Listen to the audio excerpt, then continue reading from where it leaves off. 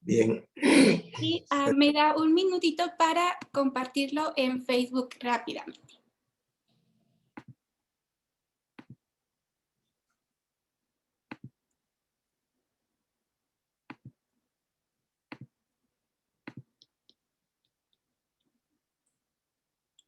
Unos segunditos más, pastor.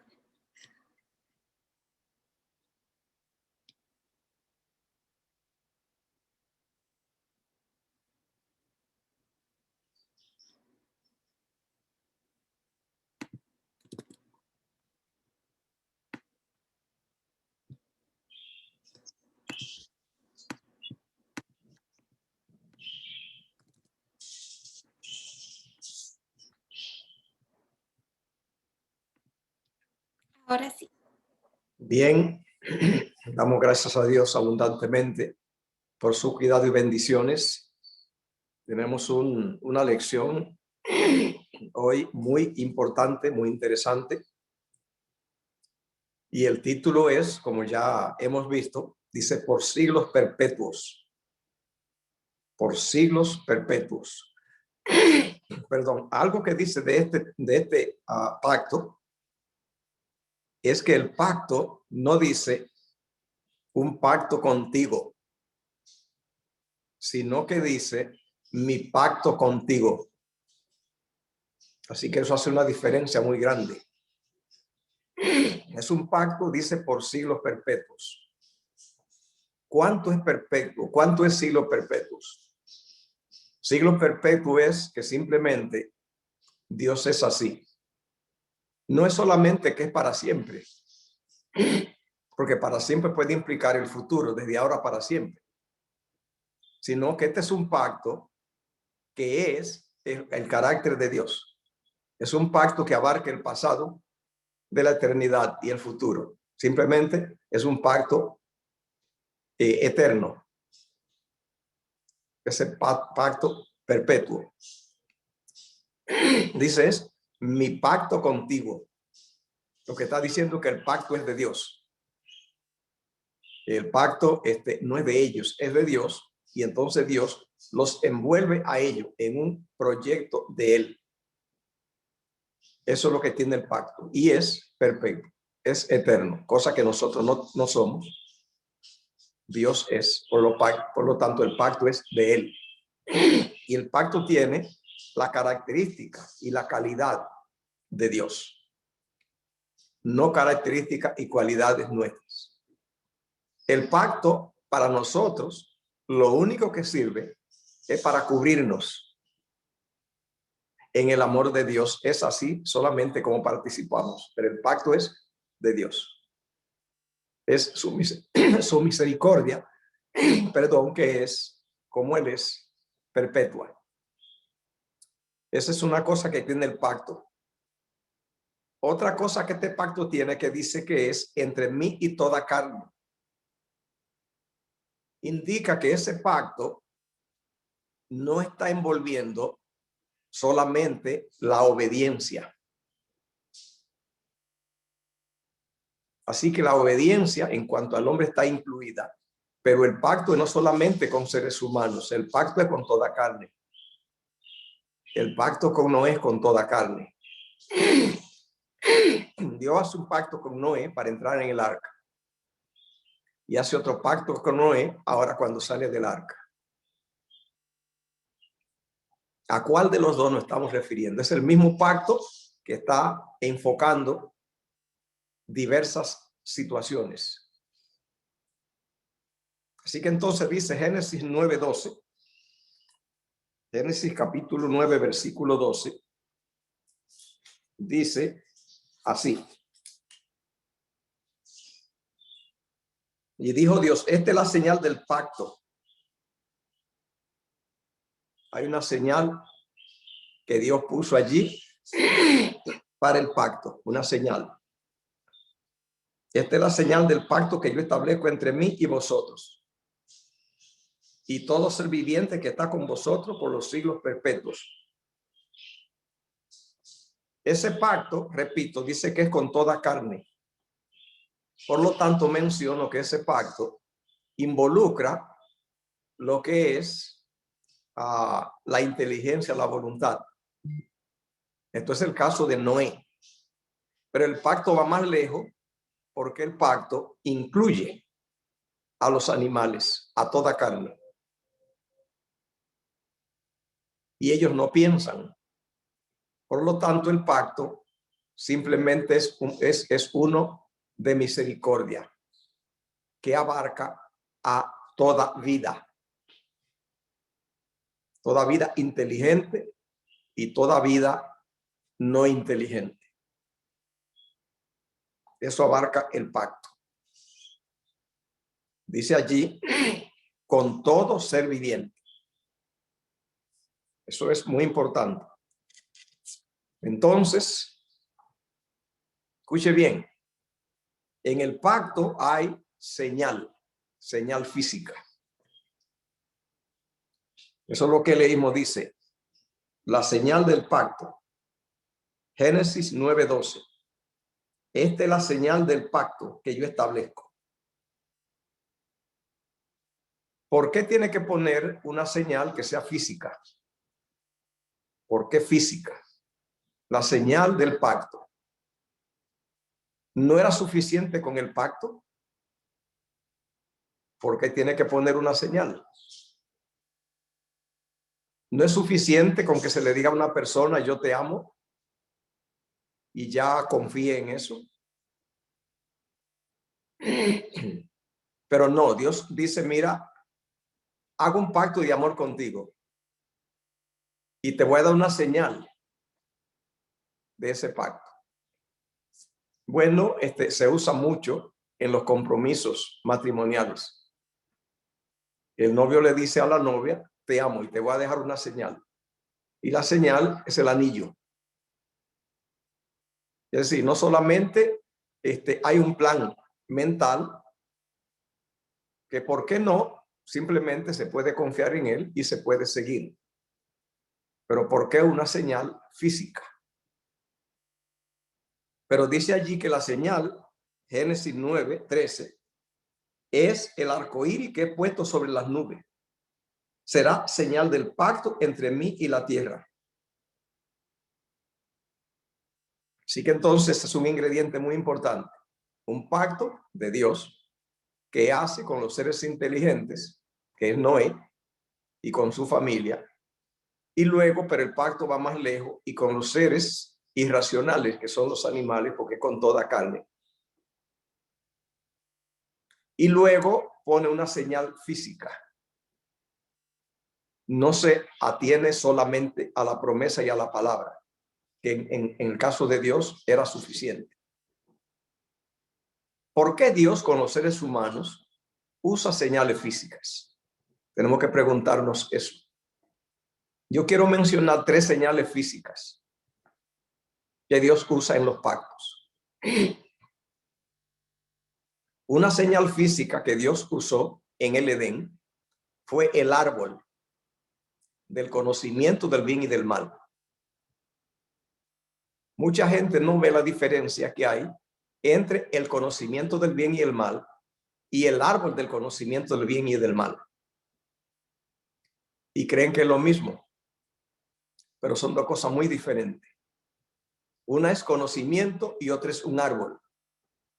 ¿Qué es el conocimiento? El conocimiento es que Dios, lo mismo que hacen los instructores de pilotos de aviones, que lo llevan a una escuela y le enseñan toda la mecánica aviónica y todo, cómo trabaja mecánicamente el motor, pero también el problema de cómo mantenerse en el aire y además lo que entraña si se daña el aparato en el aire, el peligro que eso entraña para el piloto.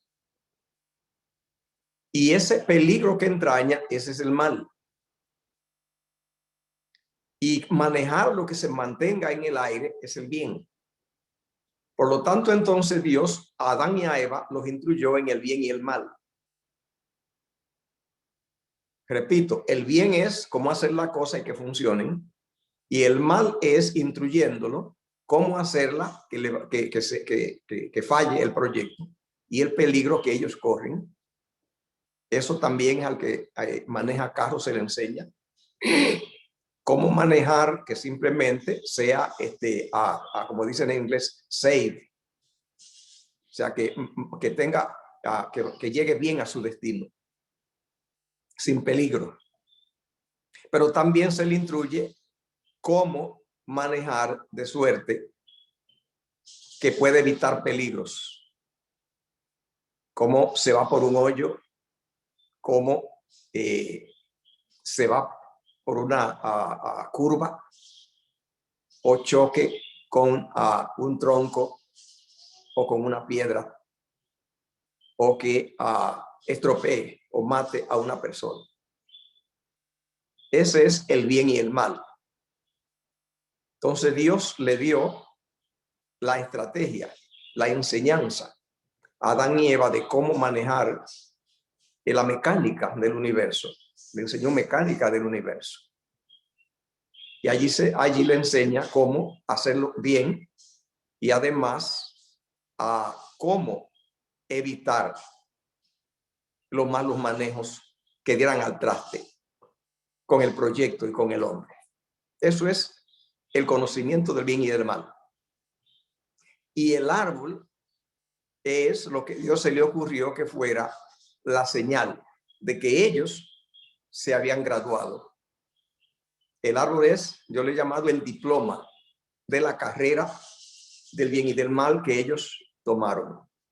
No era suficiente con instruirlo ya en el bien y el mal. Bueno, en las universidades no lo hacen así. Le dan clase a las personas, todo, y lo enseñan, como enseñan a los mecánicos, como enseñan a los abogados, como enseñan a los médicos. Pero le dan un diploma.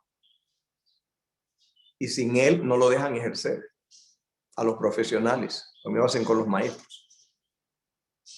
Es una representación de la preparación, del proyecto, del conocimiento. En el diploma no dice a los médicos cómo poner una inyección, cómo sacar una espina. No dice nada de eso. Es representación. Para los mecánicos, el diploma no dice cómo sacar un tornillo. Para los electricistas no dice cómo conectar una bombilla. Pero sin ellas no le dan luz verde para que ejerza. Sin el diploma. Así es el árbol. ¿Qué pasa con el arca? Esa es una señal física. Esa es la función del arca en el pacto de Dios con Noé. El arca es una señal física. Una señal para Noé y una señal para el mundo de su tiempo. Que Noé simplemente reciba de Dios instrucciones del bien y que corte troncos y haga un barco, un arca. Lo que Noé hizo cuando hizo la barca, el arca, y se introdujo en ella para capear el diluvio y salvarse, no era una obra que involucraba necesariamente la salvación espiritual, sino física. Si los antediluvianos, así malos como eran y todo, hacían barcas, se hubieran salvado. Porque el pacto que había en el arca, más que espiritual, era físico. ¿Cómo lo sabemos? Porque en ella se salvó Cam. Era un hombre perverso. Era un hombre malo y lo demostró con su comportamiento con Noé después del diluvio. Y todo el problema que eso trajo con Nimrod y con Canaán, la depravación, todo. En otra palabra, Dios al hombre le da señales físicas. La tercera señal que quiero mencionar es el sábado. ¿Por qué millones de personas cristianas no observan el sábado? No lo observan porque dicen, esto es por la fe. ¿Por qué tengo que tener una actividad física? El problema es que Dios en todo su proyecto deja marca física. para que esté al alcance del que conoce a Dios en espíritu y que esté al alcance de los pecadores también, que no pueden manejarse con Dios en el mundo espiritual. Así el arca estaba hecha, diseñada de palo, que la mirara el populacho, la multitud que no tenía la experiencia de Noé, y sin esa experiencia, si hacía arca, se salvaba, porque el plan era la salvación física de la raza humana. ¿Cuál fue el éxito que Noé tuvo con hacer el arca? Hebreos capítulo 11 dice que el éxito fue que su familia se salvase. Y repito, en ella estaba Cam. O sea que el proyecto de Dios, el pacto, alcanza darle bendiciones espirituales y materiales. Por eso es que mencioné que en el pacto están los animales incluso. En el pacto de misericordia de Dios está repartir el bien a toda carne y repartir el bien a los buenos y a los malos. Y repito que la gente mala de antes del diluvio, simplemente si hace barco, se salva siendo mala. Y que por eso fue que en vez de poner una prueba espiritual, la puso física, para que todos tengan acceso. Y que el sábado ha sido dejado como marca, para que los pecadores, la gente que no conoce a Dios, tenga una marca física, una marca en el tiempo, en la tierra, para que por ahí entre y por allí pueda entonces estudiar acerca de Dios y encontrarlo. Esa cosa quería mencionarla sobre esto, ese pacto que he hecho con Noé, que es racional, inteligente, pero con toda carne, también con los animales. Es una señal física. Quiero mencionar, por lo tanto, lo del arco iris. El arco iris es una señal a donde Dios podía no poner señal física, porque hay un grupo de creyentes que puede confiar en Dios sin ver ninguna marca. Pero Dios no está pensando en un grupo tan reducido. Está pensando en la humanidad entera, a los malos. Por lo tanto, ahora, cuando la gente tenía miedo de que venía un temporal de agua y temía que era el diluvio, los que tenían fe en Dios, ya con la promesa sabían que no iba a haber un diluvio. Pero ¿y qué? Los que no tenían esa experiencia espiritual. Entonces, como Dios está pensando involucrar a todos, a los pecadores también, porque su mano está llena de bendiciones y quiere que caigan sobre todo, le pone una marca física que todo el mundo pueda ver, que no se necesite ojos espirituales. ¿Hay algún comentario?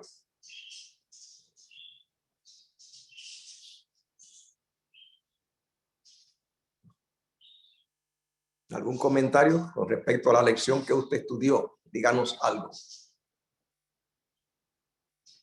Pastor, entonces quiere decir que si la gente no veía el arca y no veía el árbol, no era un pacto, no era algo real. Gracias por el comentario. Lo que estoy diciendo es al revés. Estoy diciendo que era real. Ah, ok. Sin señales es real. Sin señales. Ok. Pero no tienen acceso los que no son espirituales. Ah, ok. Dios deja la marca física para que los pecadores, los que no tienen acceso a esa información, que no logran llegar hasta allí para beneficiarse de ella, que también se beneficien de la bendición divina, porque ella involucra a la gente que no tiene nivel espiritual. Ok. Gracias. Quiero mencionar algo que trata mucho la lección, es en esto de por siglos perpetuos. Simplemente Dios tiene un pacto que es de él en favor de la humanidad. Y lo que quiero mencionar es que no importa la condición espiritual del mundo para que Dios tenga misericordia de ellos. Eso es lo que se llama la misericordia infinita de Dios, que abarca a todo el mundo. Porque el título de la lección de hoy, por siglos perpetuos, escuche lo que está diciendo, es que Dios simplemente es amor inalterable, que el mal no puede afectarlo, que no puede influir para que él cambie de comportamiento. Porque la que la lección está presentando simplemente son dos, apuntando en dos direcciones. Está apuntando en la dirección del amor de Dios, que no puede ser cambiado, es por siglos perpetuos, es eterno. Pero la lección está diciendo que cuando Dios hace esa oferta, el mundo va en una picada vertiginosa a la destrucción. Eso es lo que la lección está tratando. Dios por un lado diciendo que ama y ama y ama sin límite, y que por otro lado se oye el estrépito de la destrucción de la raza humana. Ese es el dilema que la lección nos presenta hoy. Y que cuando Dios hace un pacto con Noé, simplemente la generación de Noé en adelante se deteriora en una forma tremenda. Ese pacto estaba antes de Noé. Ese pacto Dios lo hace con la raza humana desde la caída. Y luego el diluvio viene y es parte del pacto. El diluvio. Porque simplemente Noé haya gracia delante de Dios. Y si la gente hace barcas, se salva. No hicieron barcas, arcas, pero Noé hizo y Noé salvó su familia. ¿Hay algún comentario, pregunta? Pastor, buenos días, ¿cómo está? Le habla la hermana Berta. Amén, Berta, bendiciones. Bien grande para usted, para Mari. Pastor, yo quería hacer un comentario. Hace varios años sucedió una situación en la cual acá en Colombia, en la costa Caribe, había mucha lluvia. Llovía y llovía y llovía permanente. La gente estaba fastidiada, no sabíamos ni qué hacer. Entonces yo le oré al Señor y le dije, Señor, quiero ver tu arco iris. Quiero ver ese arco de la promesa, Padre. Muéstramelo, muéstralo, Padre, para que termine esto. Recuerdo que yo llegué a Cartagena esos días y llegué allí a la entrada del mar. Mire, pastor, y yo no vi uno, sino dos arcoíris, uno encima del otro. Amén. Cosa Amén. preciosa. Pero la gente estaba en la playa, nadie se daba cuenta de aquello.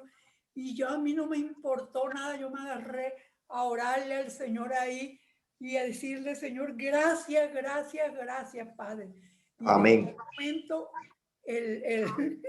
el diluvio prácticamente que había empezó a mejorar, a mejorar, a mejorar. Pero una cosa linda, yo nunca había visto dos arcoíris, uno encima de otro. Y en la playa, pastor, imagínate cosa tan preciosa. Eso fue algo maravilloso, la respuesta de nuestro Dios. Amén, amén, amén. Gracias, gracias, Berta. Yo quiero llamar la atención a los adventistas del séptimo día con respecto al arco iris.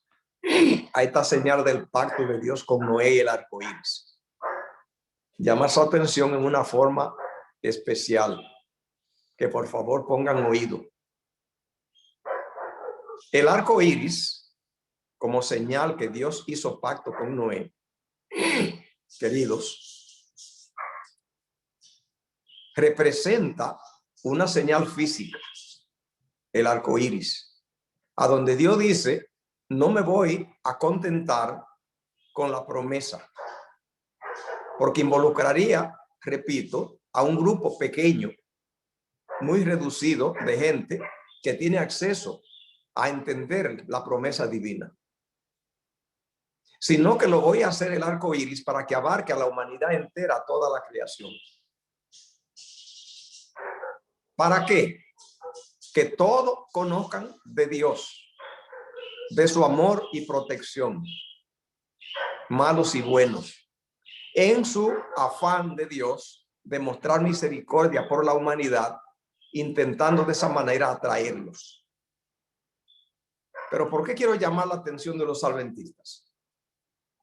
Porque Cristo dijo que su venida iba a ser como en los días de Noé. Preste atención, como en los días de Noé. Y que los días de Noé, escuche querido, empezaron en 1844. En ese tiempo hay un Noé delfín, escuchen, que tiene que construir un arca, que habrá un diluvio, porque hay un arco iris. Tiene que entender eso.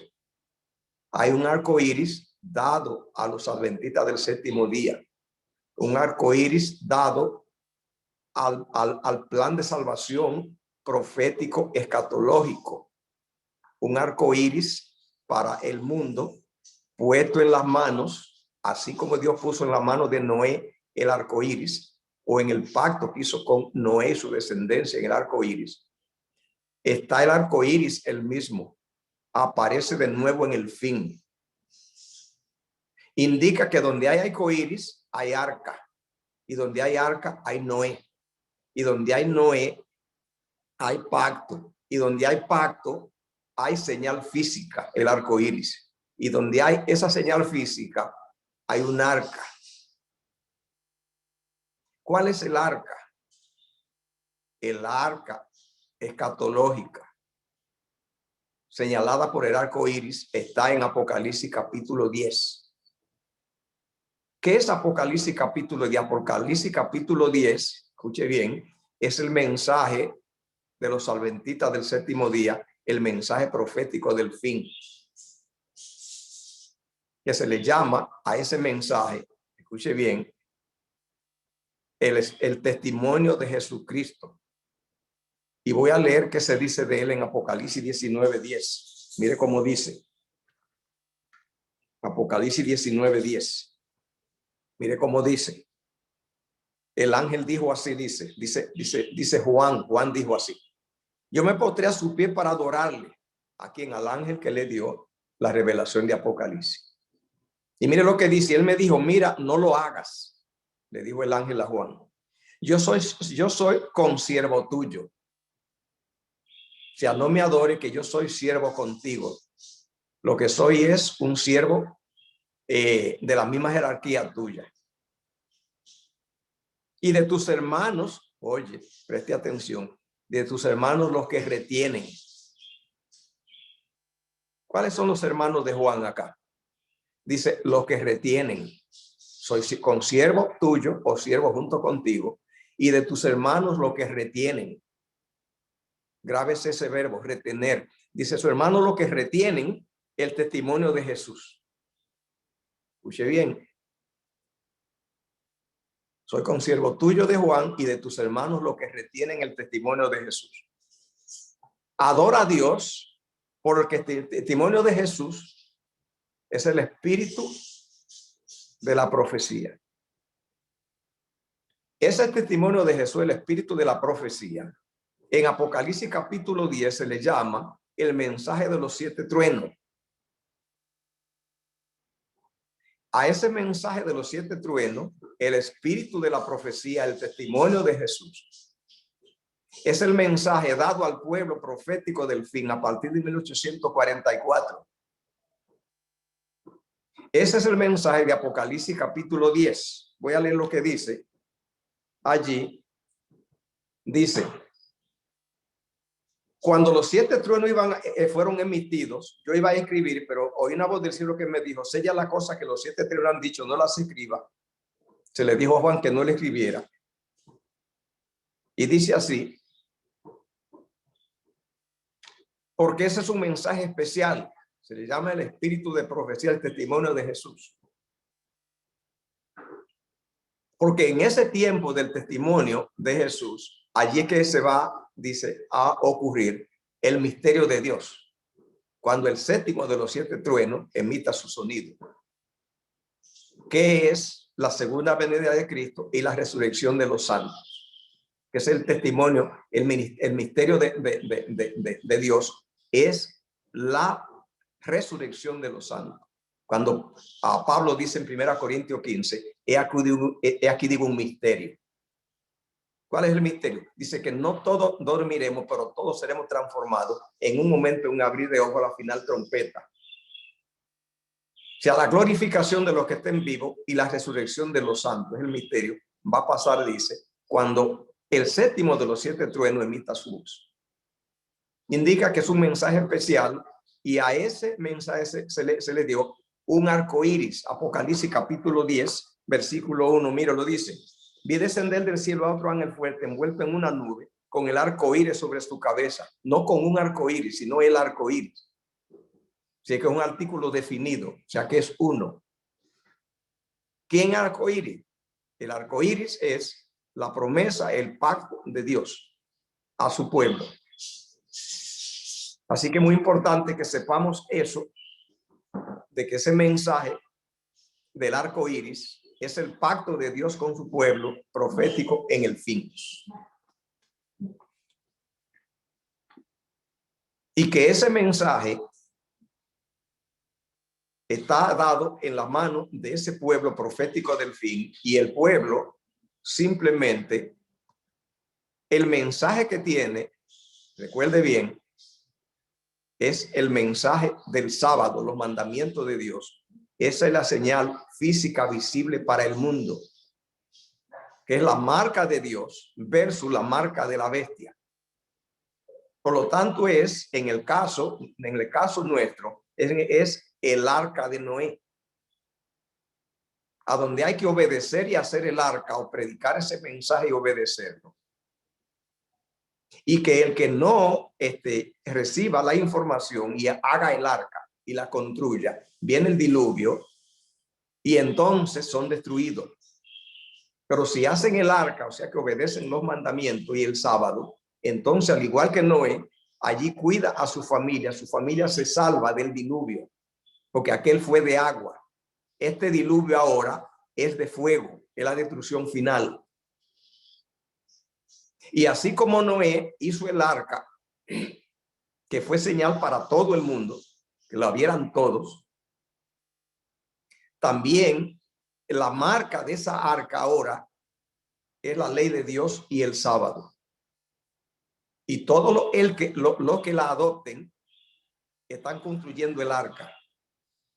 Y así como Noé soportó las inclemencias de ese océano de destrucción de agua dentro del arca, protegido por ángeles,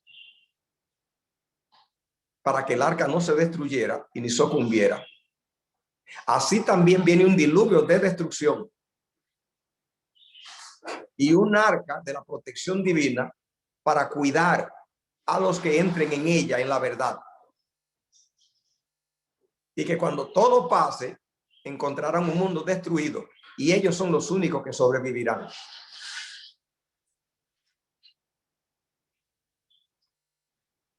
¿Hay algún comentario, pregunta al respecto? Pastor, y entonces los que guardan los mandamientos, ¿y dónde Dios nos va a proteger? Sí, adelante, mi querida hermana. Ajá, ¿dónde Dios nos va a proteger a nosotros los que guardan los mandamientos de Dios? Gloria a Dios por esa pregunta, que ya vi que se entendió lo que dije. Amén. Ya con la pregunta entendí que se entendió. Y a veces mi preocupación es si puedo explicar la cosa, pero ya vi que se entendió. No Recuerden bien, hay un arco iris allí en el pacto de Noé, con Noé.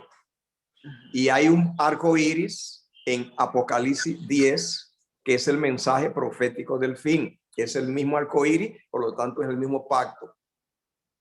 Allí fue un arca de palo, una señal que la vea el mundo. Y aquí es una señal física que la vea el mundo, que es el sábado y la ley.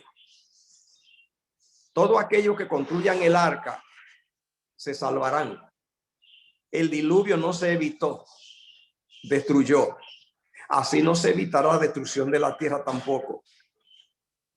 pero ángeles poderosos cuidaron el arca y ángeles poderosos vendrán a proteger ahora a los que entren en el arca física también en este tiempo. Y la física somos nosotros. La física, gracias por la pregunta, es lo visible de la ley de Dios y del sábado. Y nosotros, los predicadores, como era el arca y Noé. Exacto. No tiene que ser en el campo, no tiene que ser algo visible.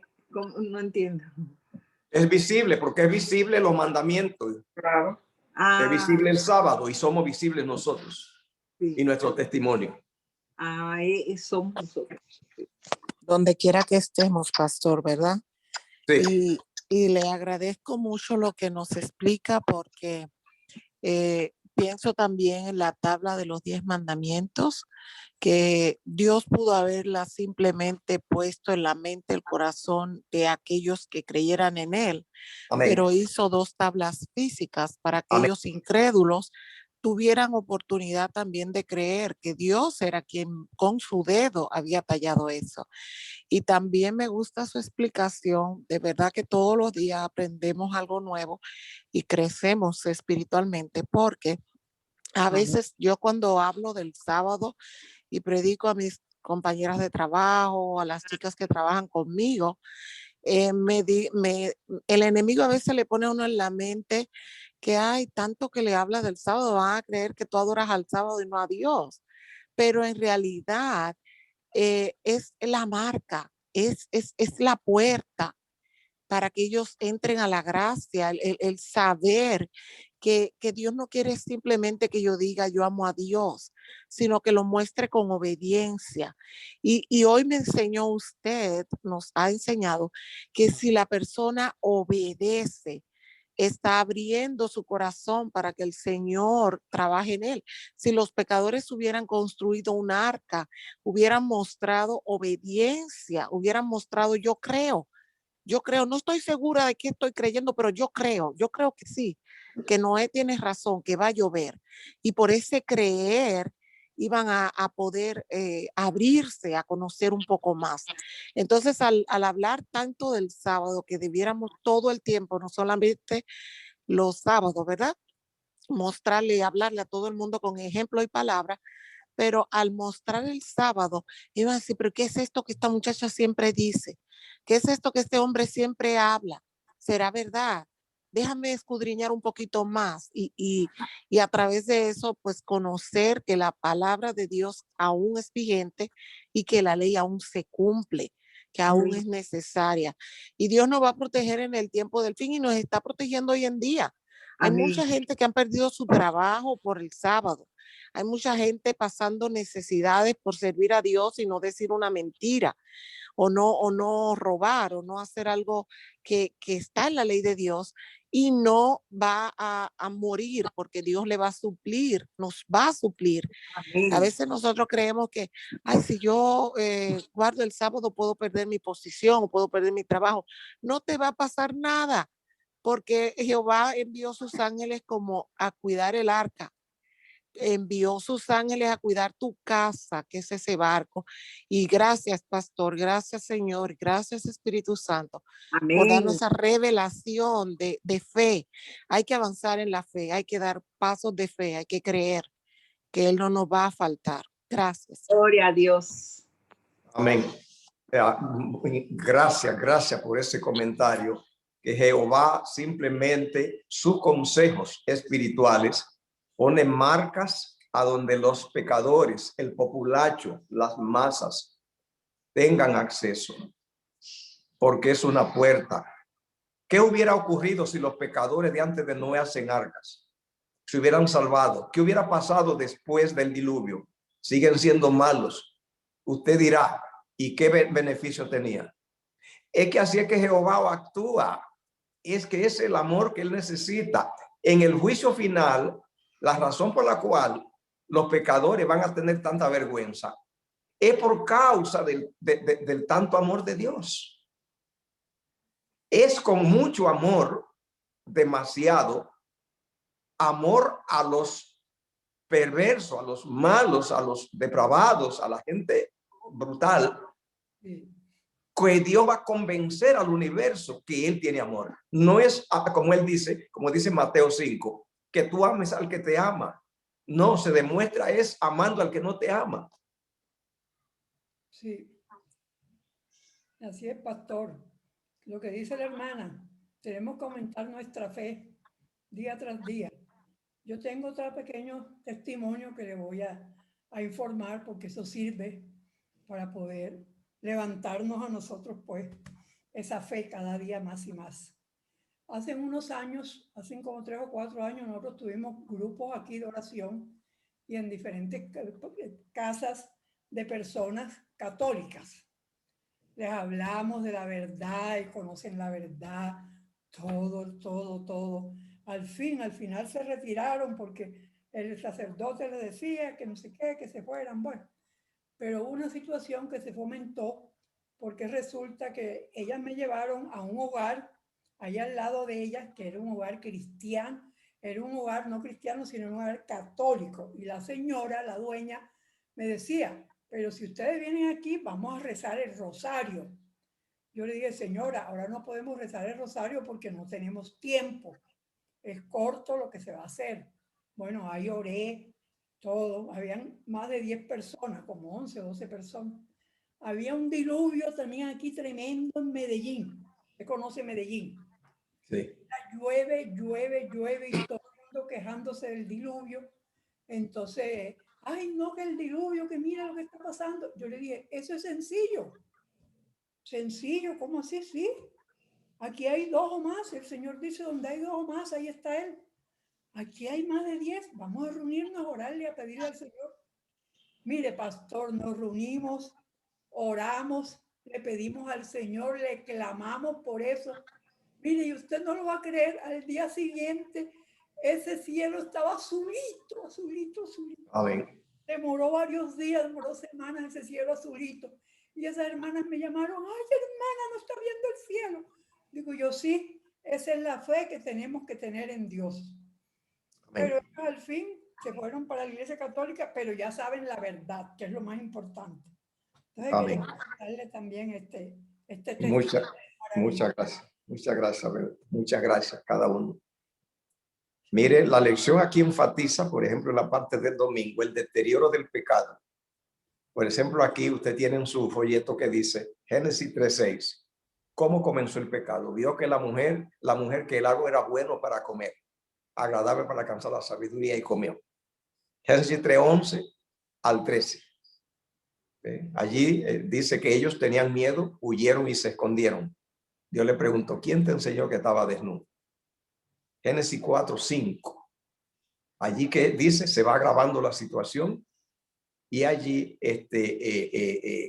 Caín mata a su hermano Abel. Génesis 4:5. Dios no aceptó su ofrenda y mata a su hermano. Génesis 4:8. Génesis 4:19. Allí Dios puso una marca al malo de Caín protegiéndolo. O sea, a medida que el pecado se profundiza, Dios expande su misericordia. Ese es el mensaje de la lección de hoy. Más pecado, más misericordia. Esa es la herramienta que Dios usa frente al mal. Génesis 4:23. Allí dice que la descendencia de Caín allí se llenó de poligamia y de maldad.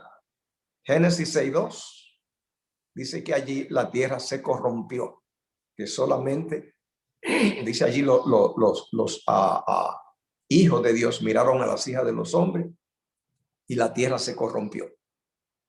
Y en Génesis 6:5 y 11 allí dice, la tierra está llena de violencia, va a ser destruida, solamente a ti te he hallado fiel. Toda esa actitud es misericordia de Dios que busca en medio de la depravación a alguien fiel, que obedece y que trae una señal física, como mencioné, un arca de madera que pueda verla toda la humanidad, todo la gente, independientemente de su condición espiritual. ¿Hay algún comentario, pregunta? Pastor, hay muchos conceptos sobre los hijos de Dios y los hijos de los hombres. Sí. Es decir, hay una situación que no sabe uno cómo definirla.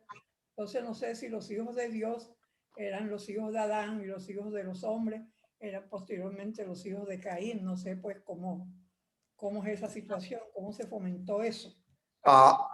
Eso está fácil, la Biblia lo dice todo. Dice aquí con respecto a los hijos de Dios y los hijos de los hombres, porque esto está en la épica de Gilgamesh, de la cual hay un párrafo acá. Mírenlo acá, en la épica de Gilgamesh hay un párrafo acá. Mírenlo acá. Pusieron en la lección un párrafo de la épica de Gilgamesh. Dice aquí, dice la épica de Gilgamesh, que es una copia, ¿cómo quiero decir? Una copia bruta del relato del diluvio, del relato bíblico. Dice así: en aquellos días el mundo bullía, dice la épica de Gilgamesh. La gente se multiplicaba, el mundo bramaba como un toro salvaje, y el gran Dios se enardeció con el clamor. Enlil, así le llamaban a Jehová, oyó el clamor y le dijo a los dioses del concilio: el alboroto de la humanidad es intolerable y ya no es posible dormir debido a Babel. Así que los dioses acordaron exterminar al hombre. Dice la épica de Gilgamesh, página 108. Así que el relato del diluvio también está en el relato de los de una de las grandes tribus de Centroamérica y de Interamérica, de los náhuatls. Allí dice que Dios al hombre lo creó de maíz y que el hombre se depravó. Y entonces se convirtieron en cerdos los hombres, y vino un diluvio y los ahogó a todos. Es decir, todas las creencias de la antigüedad tienen algún relato sobre el diluvio, y la épica de Gilgamesh es uno de ellos. O sea, hablando de cómo se fue depravando la humanidad y cómo fue destruido el mundo de ese tiempo. Entonces, ¿qué es lo que quiero decir al comentario de Berta? Es de la épica de Gilgamesh de donde se extrajo la idea de que los hijos de Dios eran seres que vinieron del cielo y que acá fueron seducidos por la belleza de las mujeres, y entonces se unieron sexualmente con ellas y tuvieron descendencia. Es de allí a donde se trae la idea de que los gigantes son descendientes de seres extraterrestres con mujeres. Escuchen lo que dice el texto. Escuchen lo que dice el texto bíblico. El texto bíblico dice así en Génesis 6:4. Había gigantes en la tierra en aquellos días. Y también después que se llegaron los hijos de Dios a las hijas de los hombres y engendraron hijos. ¿Notó la gramática? Que allí no está involucrando en lo absoluto los gigantes que hay allí.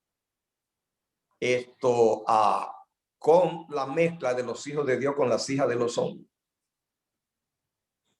Porque dice que cuando se mezclaron los hijos de Dios con las hijas de los hombres y le nacieron hijas en aquellos días, ya había gigantes en la tierra. Dice, y también en ese tiempo. Lo que está diciendo la narrativa, que no tiene nada que ver los gigantes con la unión de hijos de Dios con las hijas de los hombres. Lo voy a leer otra vez. Había gigantes en aquellos días. Y también después que se llegaron los hijos de Dios a las hijas de los hombres y engendraron hijos. O sea que lo está desligando. Lo único que está diciendo es que ocurrieron dos acontecimientos que estaban pasando, esas dos cosas, que había gigantes y que también los hijos de Dios con las hijas de los hombres se mezclaron. Una cosa no tiene nada que ver con la otra. Se mezclaron. Pastor, y de allí vienen los Anunnaki y los reptilianos. Nada tiene que ver con eso. Lo que estoy diciendo es que no tiene nada que ver el asunto de los gigantes, no tiene nada, ninguna relación con la unión de los hijos de Dios con las hijas de los hombres.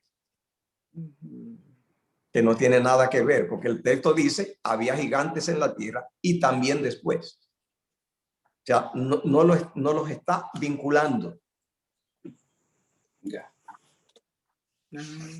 Una preguntita, pastor. Buenos días. Feliz sábado a todos. Amén. El Señor dijo que Él no iba a destruir más la tierra con agua, ¿verdad? Sí. Y que va a destruir la tierra es con fuego, pero ese fuego es fuego el que arde, el que quema. Sí. ¿O es un fuego Purificador. que purifica o qué? No, es fuego, simplemente con fuego. Y los elementos. El fuego como lo conocemos. Ah, ok. Sí. Ok, gracias. ¿Algún otro comentario o pregunta sobre la lección? Pastor, yo tengo una pregunta.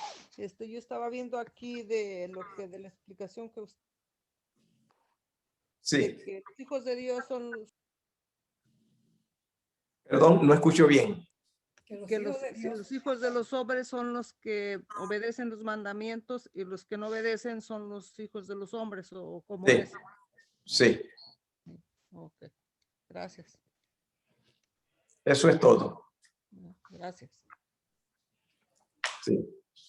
¿De dónde vinieron? Pastor, ¿y los gigantes de dónde vinieron? Pues? No y sabemos. La Biblia no dice de dónde. La Biblia no dice de dónde, porque dice que los había en la tierra. ya estaban en la tierra. Ya estaban, dice el versículo. Así que la Biblia no dice de dónde vinieron. O sea que todos no son hijos de Dios entonces. No, porque desde el punto de vista bíblico, ocurre que allí había dos culturas, había dos comunidades. Había una comunidad que eran descendientes de Caín y una comunidad que eran descendientes de Set, el tercer hijo de Adán. Entonces, cuando se desarrolló la cultura, el grupo de los descendientes de Set, los hombres comenzaron entonces a ponerse el nombre del nombre de Dios para distinguirse de los descendientes de Caín. Eso es lo que dice la Biblia. Sí. O sea, si hay una sola clase de personas, entonces no hay que ponerse el nombre. Si hay una sola casa en un territorio, no hay que ponerle el número.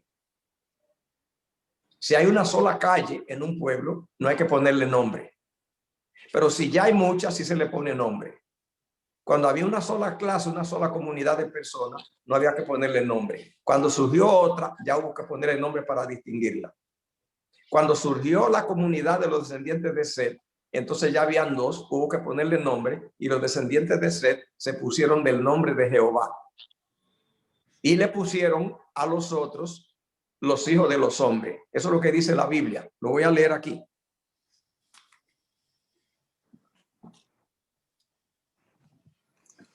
Génesis 4:25 dice así. ¿De dónde salieron los gigantes? Con Génesis 4:25 dice así. Conoció de nuevo Adán a su mujer, la cual dio a luz un hijo y llamó su nombre Set. Porque Dios dijo, ella me ha sustituido otro hijo en lugar de Abel, quien mató a Caín. Escuchen lo que dice el 26. A Set también le nació un hijo y llamó su nombre Enos. Entonces los hombres comenzaron a invocar el nombre de Jehová. Esa traducción está mala. Exacto. Sí, lo sabemos. En el original dice, los hombres comenzaron a llamarse del nombre de Jehová. Pero la Biblia está llena de errores de los cuidadores de los rollos. Que cuando el profeta puso algo, ellos no lo entendían y le dan una manita a la Biblia y lo corrigen. Sí. Y esta es una corrección de los copistas. Exacto, porque Dios es el Altísimo, el Todopoderoso. No No, tiene y no solo eso, sino que las versiones de antes de 1910, ella dice, los hombres comenzaron a llamarse del nombre. Y de 1910 en adelante es que comenzaron, dicen los hombres, a invocar. Sí. Pero no, lo que dice la versión de antes de 1910, es que ellos comenzaron a llamarse del nombre de Jehová, los descendientes de Set, debido a que tenían que distinguirse de los otros. Y eso que se llamaron del nombre de Jehová, ellos son los que se pusieron ese nombre de hijos de Dios. Y le pusieron a los descendientes de Caín, ellos mismos, los hijos de los hombres. Pero más tarde, esos que se llamaron hijos de Dios, entonces fueron atraídos por las hijas de los hombres y se mezclaron. Y eso es lo que trajo entonces el diluvio. Qué buena explicación, pastor. Al fin entendí. Entonces, pastor, ahí todos nosotros o todo ser humano somos creación de Dios, pero no todos somos hijos de Dios. No, porque en la Biblia hijo de Dios es aquel que adopta. Eso es voluntario. La gente es creada de tal manera que decide si quiere ser hijo de Dios o no. Okay. Ser hijo de Dios por elección, si quiere seguir el camino de Dios y tiene libertad para no seguirlo. Amén. El tiempo se ha ido, así es que vamos a terminar. Padre que moras en los cielos, grande es tu misericordia. Gracias por tu cuidado. Gracias, Señor, por tu palabra, por tu revelación, por tu enseñanza. Nos ponemos en tus manos, pedimos la dirección de tu Espíritu. Bendice el resto de actividades que continúan y a este pueblo en el nombre de Jesús. Amén. Amén. Gracias, pastor. Amén. Gracias, pastor, por la explicación. Amén. Adiós. Muchas gracias, pastor.